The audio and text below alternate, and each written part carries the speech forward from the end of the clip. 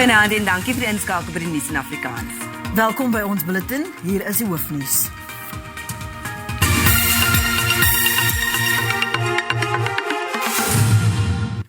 Nie-regeringsorganisasies wat met geslagsgeweld werk, het aan 'n dialoogsessie in Khayelitsha op die Kaapse vlakte deelgeneem. Dit het ten doel om vennootskappe te verbreed en planne te formuleer om die sogenaamde tweede pandemie in die en ander informele nedersettings te pak. Onder die kwessies wat deur die organisasies geopper is onvoldoende fokus op oortreders, slagofferondersteuningsfasiliteite en swak sosio-ekonomiese omstandighede. Die Khayelitsha Landroshof ontvang daagliks gemiddeld 40 aansoeke vir beskermingsbevele. Maar die organisasie sê slagoffers van geslagsgegronde en gesinsgeweld vra nie altyd hulp nie. In that 40 you would find about 95 to 98% of the matters are attended to. That's how serious we take matters of gender-based violence. Die sessie volg op 'n beraad in die township verlede maand om die hoë voorkoms van misdaad in die township te pak. Dit wil ook leemtes in die dienste wat deur nie-regeringsorganisasies verskaf word identifiseer.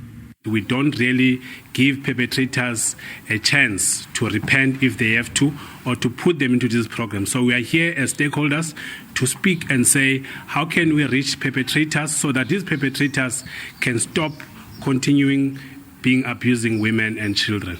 Volgens 'n vorige sensus was Khayelitsha die tuiste van sowat 390.000 mense, maar oor die afgelope dekade het 'n aantal informele nedersettings in hierdie en ander townships toegeneem.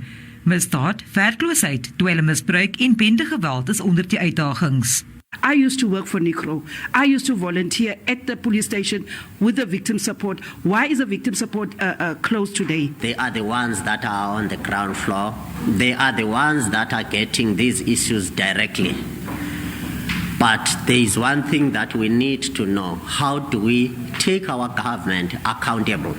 Die Departement van Justisie en Grondwetlike Ontwikkeling het 'n beroep op alle gemeenskapsorganisasies gedoen om inwoners bewus te maak van Suid-Afrika se 3 nuwe wette wat daarop gemik is om aan geslagsgegronde geweld in die land aandag te gee. Vanessa Puna, SABC nuus, Khayelitsha. Die EFF eis president Cyril Ramaphosa se bedanking. Die party gaan die hof nader om Ramaphosa te dwing om vrae te beantwoord oor die inbraak by sy Limpopo wildsplaas Palapala. Hy vra ook dat die president self ondersoek moet word, sowat 4 miljoen Amerikaanse dollar is tydens die diefstal in Februarie 2020 gebyt. Die EFF duins nie terug in sy pogings om die president te midde van die Palapala-sage te dwing om van sy amp afstand te doen nie. The EFF will approach the courts of South Africa to compel the South African Reserve Bank, the South African Revenue Services, the Financial Intelligence Center, and Ramaphosa to honestly answer to all the questions we have sent to them. Die EFF beplan ook om die parlement geregtelik te dwing om ondersoek in te stel na beweerde misdade wat glo deur die president gepleeg is, in 'n poging om 'n saak teen die president op te bou vir moontlike vervolging. Die party wil ook 'n mosie van wantroue teen die president ter tafel lê. The EFF will approach all political parties in parliament, including the ANC, to engage on a motion of no confidence against Cyril Ramaphosa as a president of South Africa. Volgens die EFF het die president geen rede om nie vrae te beantwoord nie, aangesien hy nie amptelik van 'n misdryf aangekla word nie. Die presidensiële woordvoerder, Vincent Magwenya, kon nie onmiddellik kommentaar lewer nie. In Mbombela en Mpumalanga het die African People's Convention die strate ingevaar om 'n griefskrif aan Eskom te oorhandig. Die party vra vir die verwydering van die minister van openbare ondernemings, Gordhan, en sê hy versuim om verantwoordelikheid vir die onbevoegdheid by Eskom te aanvaar. Volgens die APC is dit die begin van die beplande betogings na Eskom kantore landwyd. Gefrustreerd deur hulle huidige lewensomstandighede, het lede van die APC die strate ingevaar om te sê genoeg is genoeg. Die party vra dat die minister van openbare ondernemings, Gordhan, bedank en sê hy is verantwoordelik vir beerdkrag in die land. There's nowhere where Pravin has taken responsibility for the fall of Eskom. And if you remember it very well, Gordhan has indicated that instead of Eskom collapsing, the intention is not to collapse Eskom, it's to sell it to the private companies. And our people are poor, they're unemployed. They cannot manage to pay electricity from the private companies. Baie van die betogers is kleinsake eienaars en is ontevrede met die voortdurende kragonderbrekings wat hulle inkomste beïnvloed. I'm running a chicken farm. Mostly I rely on electricity to feed my chickens. I run electricity to incubate eggs. So without electricity, I cannot run that business. So what we're saying is that we need electricity, cheaper, reliable, 24 hours a day. Without electricity, we are nothing.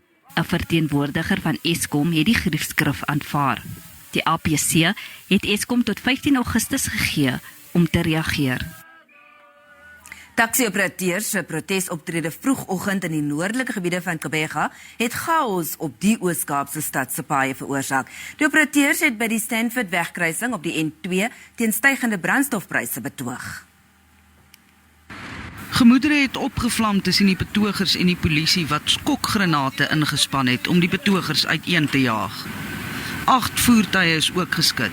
Volgens die taxi-bestuurders is dit die enigste manier om hul boodskap oor te dra. We need to call a meeting. People must stand up in our area. This is the kind of community where this thing has started. We need to be acknowledged of what we were doing today here. It's not a good thing, but we're all suffering under it. Our message to the government is they must please help us. Maybe a levy or something, give something towards, or can they subsidize us with petrol? Can they make us a subsidy for the taxis for petrol? Because we can't afford it.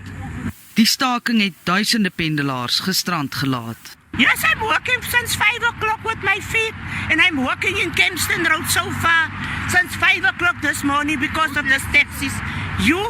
It's not right, young.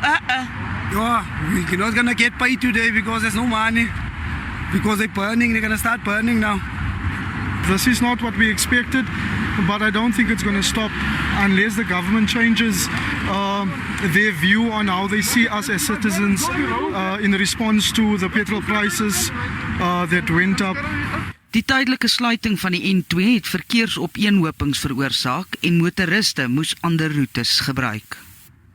Inwoners van Appington in die Noord-Kaap is keelvol vir die toenemende aantal slaggate in die David Kruiper munisipaliteit en die beweerde onvermoë om dit te hanteer. Inwoners sê die dorp is besaai met honderde slaggate en ten spyte daarvan dat dit talle kere aangemeld is, kan dit die munisipaliteit skynbaar tot 3 jaar neem om te herstel. Hulle het nou self 'n plan gemaak. Honderde slaggate lê die strate van Appington vol. Dit is 'n frustrerende gesig vir inwoners wat nou versigtig moet bestuur om hulle bande te beskerm. Ons waarde van ons huis en ons wonings en ons omgewing lê daaronder. En ons betaal nog steeds belasting en ons kry niks regtig van die plaaslike munisipaliteit terug in terme van onderhoud nie. So die paaie hier spesifiek waar ons woon, spot ons al, jy kan 'n 3 slaapkamer, 2 badkamer pothol nou koop. Keelvol inwoners sit nou self skouer aan die wiel.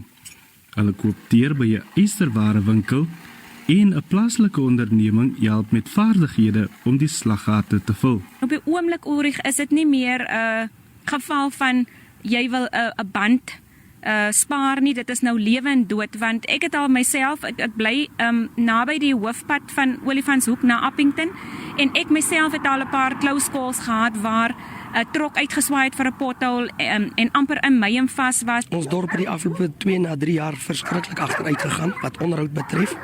En soos jy self hier kan sien, hierdie gate het ek verlede jaar in November eerste keer aangemeld, in my maand hierdie jaar die tweede keer en hier is dit nog steeds. So ons het 'n baie groot probleem met onderhoud in ons dorp. Die David Kruiper munisipaliteit het inwoners gemaan om nie self slaggate reg te maak nie en beweer werk wat nie op standaard is nie, kan die paaie selfs gevaarliker maak. Die munisipaliteit sê hy het R6 miljoen begroot om aan slaggate aandag te gee. Ons is nou besig om potholes nou reg te maak, soos u kan sien in die agtergrond. Ons het gister potholes reggemaak, ons het laasweek, ons het 'n weeklikse program wat van maandag tot donderdag aan die gang is om potholes te herstel, slaggate te herstel. So as daar individu's of instansies of gebiede is waar mense ontevrede is, dan kan hulle ons net inskakel na die munisipaliteit toe. Inwoners het gevra dat toegangspaaie na Appington en paaie wat deur toeriste gebruik word, voorkeur kry wanneer die munisipaliteit slaggate herstel. Ulrich Hendricks, SABC nuus, Appington, Noord-Kaap.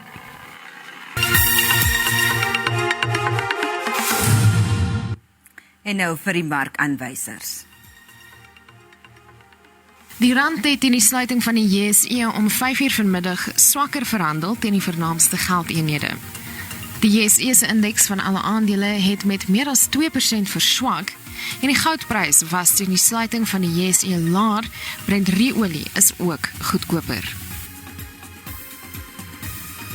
En op die JSE termynmark het die pryse van landbougewasse vir lewering in September gewissel.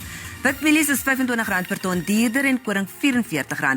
Sonneblom is R31 per ton goedkoper en soja het met R61 per ton gedaal. Die nasionale vroue sokkerspan moet diep delf in finansie AFCON kwartfinalestryd teen Tunesië in Rabat, Marokko. Eers het die ster doelskieter Thembi Gatlana haar weens 'n hakskeenbesering aan die res van die toernooi onttrek. Nou is 2 spelers in isolasie weens COVID-19. 'n plek in volgende jaar se wêreldbeker toernooi in Australië en Nieu-Seeland is op die spel vir die wenner. Banyana-afrigter Desiree Ellis kom voor haar grootste uitdaging te staan voor 'n deurslaggewende internasionale wedstryd. Ellis moet sonder 3 van haar senior spelers klaarkom.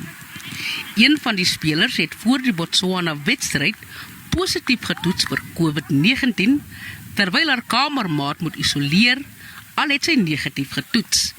Die verwagting bestaan dat nog spelers positief kan toets voor vanaand se groot wedstryd.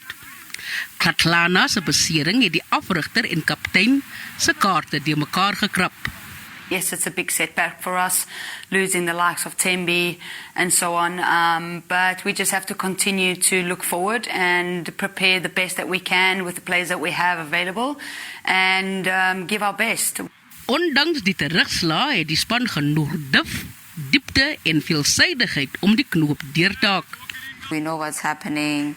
We have to stick together. We have a great bunch of players who can play different roles. So this is where we all have to come in and step up because we can see where this is going. We know what the dream is and we just have to keep that going. Die Suid-Afrikaners pak 'n Tunesiese span wat as een van 2 beste derde plekke deurgedring het met 1 oorwinning en 2 nederlae in die groepfase. Gegeewe dat vroue sokker in Noord-Afrika met rasseskrede gevorder het, mag Banyana hulle nie onderskat nie. Intussen het Marokko die eerste vrouespan uit Noord-Afrika geword wat vir 'n wêreldbeker toernooi kwalifiseer. En ten slotte, Mosselbaai is die gasheer vir die Tuinroete internasionale rolprentfees wat op plaaslike produksies fokus. Organiseerders wil ook die streek as rolprentbestemming bemark. Die Toerisme, Handel en Beleggingsbevorderingsagentskap vir die Weskaap, Wesgrow, ondersteun die geleentheid om groei in die bedryf aan te wakker. Die Tuinroete is bekend vir sy skouspelagtige natuurskoon. Dit maak dit ook ideaal vir filmmakers. Die bedryf is erg deur die COVID-19 pandemie geraak, maar is weer stadig besig om te groei. Is about rejuvenating and getting back those people who were filming in the garden route and letting them know that the environment is now changed again. So we are encouraging people to come and look at the locations. Since August last year, we've done 27 million direct investment of films that have happened, and we have a very good forecast for the end of the year of about 40 million in production. Plaaslike jong mense trek ook voordeel uit die aanleer van verskeie vaardighede in die bedryf. Ons leer hulle om met industry standard programme te werk op computers en so aan te skele rekenaarlesse en so en kennis op dit ook. As ook ons help met skryf tegnieke om hulle stories te skryf in 'n manier wat dit actually moet geskryf word en ook hulle gedagtes nie te limit tot wat hulle dink en ook uit te bring wat hulle sodanig sou wou in hulle imagination. Terwyl die fees 'n platform bied vir baie rolprentmakers om hulle debuutproduksies tentoon te stel, is hierdie film reeds 'n treffer op internasionale stroomdienste.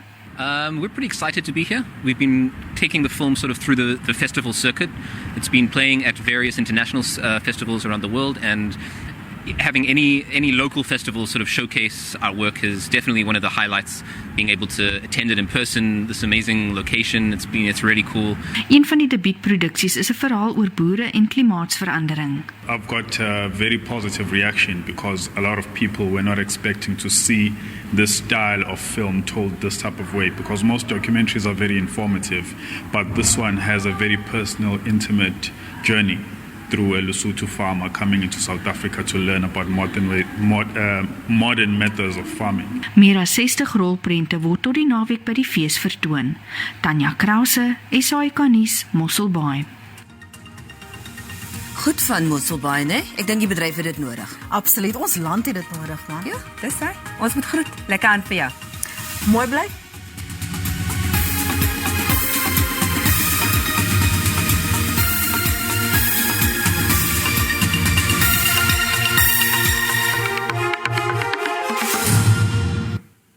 Hartlik welkom.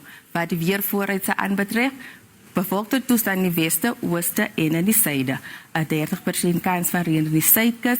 Daar's ook 'n waarskuwing van hoë duine in die oos, wes en in die suidkus. Andersins is dit mooi weer. Wat môre aanbetref, bewolkte toestand in die noordooste en in die weskus. Daar's ook 'n weer waarskuwing van hoë duine in die suidkus. Anders is dit mooi weer in die sentrale binneland en die noordweste.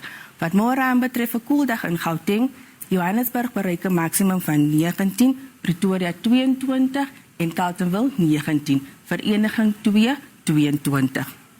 Dan beweeg ons oor na Limpopo, Messina bereik 'n maksimum van 23, Polokwane 18, Mokopane 23, Bela 6, 24. Mpumalanga gedeeltelik bewolkte dag in Skukuza met 'n maksimum van 25, Carolina 216, Ermelo 2:16. Standerton bereik 'n maksimum van 17. Kuslangs 'n koeldag in KwaZulu-Natal.